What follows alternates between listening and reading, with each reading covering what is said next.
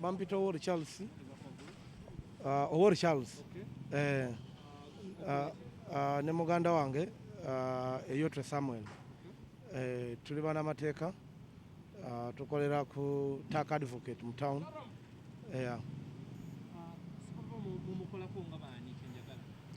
Sipapa tuli baloya be ono yamukwasaganya nange naye ate ekikulu oli muganda wange ate wojeko kubeera wana amateeka Sipapa muganda wange.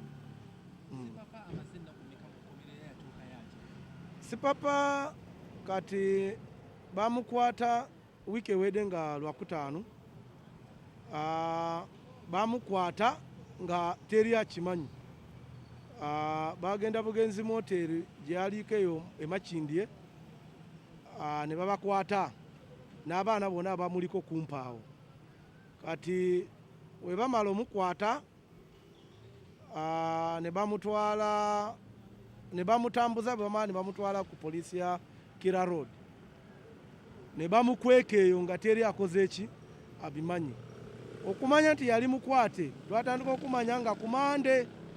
Kati we twatuukayo ogenda omulaba nga gamba agwe mukyala we yankubira simu n'agamba omanyi kanso muganda we bamukoze ki bamukutte okimanyi ne nga asimanyi ne mubuuza aliwa ne batugamba alikira ku poliisi. Kati batugamba alikira ku poliisi ne ngamba njatuukayo naye ate nali kyandyawo bize ne ntuma ono muganda wange tukola naye mufaamu emu ne ogamba omanyi kanso sooka oduke olaba omwana Sipapa muganda wange bagambye bamukoze ki bamukutte eyo n'atuukayo. We yatuukayo bagana omuwa access kumulaba. Abakyala be bali bamaze otuganirawo baganye bawaki omukyala we yasooka okutuuka Kyamira naye agamba bamugaana okola ki okulaba. Kati nenga bamuganda wange tutuddeyo wetwaddayo ne tuno okubuuza poliisi tibamukwatidde ki lwaki ali awo nsonga ki.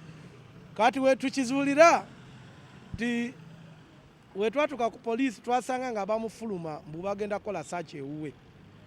Abapoliisi bakira ne batugamba ono tetumwinaako obuyinza. Omuntu eyamukutte ye director wa crime intelligence mukulu Damulira. Ne bagamba oyo omukulu yamuyinako ki obuyinza era we tuba tumwagala tugende mu crime intelligence.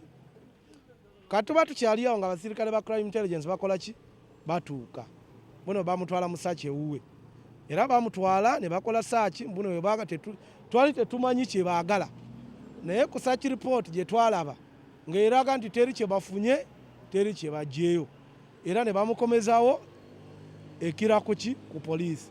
We twakomawo nga bamaze omukomezawo ffe kwe kusangawo tibakutte noono omwana gwe bayita record era Butida yali alina omuwala we gw'alina era naye ali awo ne driver wa Sipapa gwe bayita Julius era abo bo bali awo tebalina musango tebalina fayiro naye bali awo ku poliisi ya Kira Road bali awo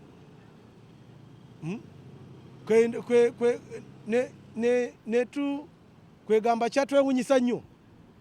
Kati twatandika okugobera ensonga ze leero jo bwe bawulire nti bannamawulire batandise okutegeera nti bamukuta ali awo ate ne bamukyusa ne bamutwala eri ku SID Kireeka.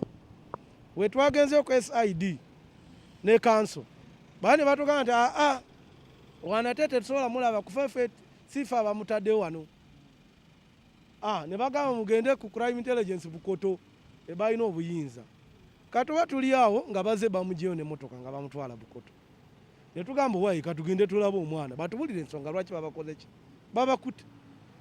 Tugenda tukayo nga abasikaali mu gate bakatukuba ku misasi wante mujja kuyingira director ayina obakkiriza bikiwe kwegamba biri awo tetutegira naye bamukutte ali awo. Bamuvunaana musango ki?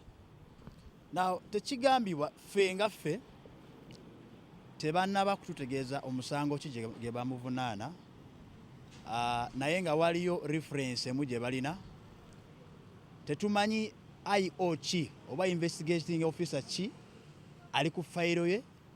Tetumanyi investigation ze bagamba baliko etuse ku level ki naye kyetumanyiko na kyetulabyeko kiri nti balina search gye bakoze ne bakizuula nga tewaliyo ekintu kyonna kyonna atiko yonna oba item yonna ekiri relevant ku musango gye bamunoonyerezaako. Bamunoonyereza ku misango ki? Omusango tetugambiddwa, tetulina musango gwe batugambye nti kye kino kye bamunoonyerezaako. In fact privately waliwo ne ba IO abagamba naffe ensonga ekimuleesa wano tetumanyi, kye baagala bakulu tetumanyi, naye ng'ali wano. Amaze mukomera nakumeka kati. Bamukwata yali last Friday, ndoza that's 11th of June, paka leero akyali munda. Ssemateeka ewa poliisi obuyinza okudetaininga omuntu strictly 48 hours. Olusukaawo detention ebeera unlawful, eba emenya amateeka, tekkirizibwa. Ebyo byonna poliisi teyagala giwuliriza, ne access ku baklayanti baffe paka olwaleero bwe twogera tetugifunangako. Mumusuubira n'avaayo dikumu. Kya mukisa omubi nti olwaleero Friday tetusobolayo saawa zino mu akadde kano okuteekayo application, naye tulinayo procedures nyingi kye tusobola okutwala mu mateeka okumaking sure nti baklayanti baffe Mr. Olim Charles wamu n'abalala abakwatiddwa mu bukyamu bavaayo. Tusuubira nti ku Monday tugendagenda mu mbuga z'amateeka, tujja kufilingayo applications eziri necessary mu kooti tusobole okufuna for example an order eya unconditional release, bamureleasinge aveeyo. Kumulaba n'olwekyo tetusobodde kumanya embeera ki gy'alimu, naye omu ku bo abantu abakwatiddwa ali mulwadde nnyo. Wali omukyala omu naye bamukutteko, naye ali mulwadde nnyo, tasobodde kufuna bujjanjabi paka leero wetwogera saawa zino.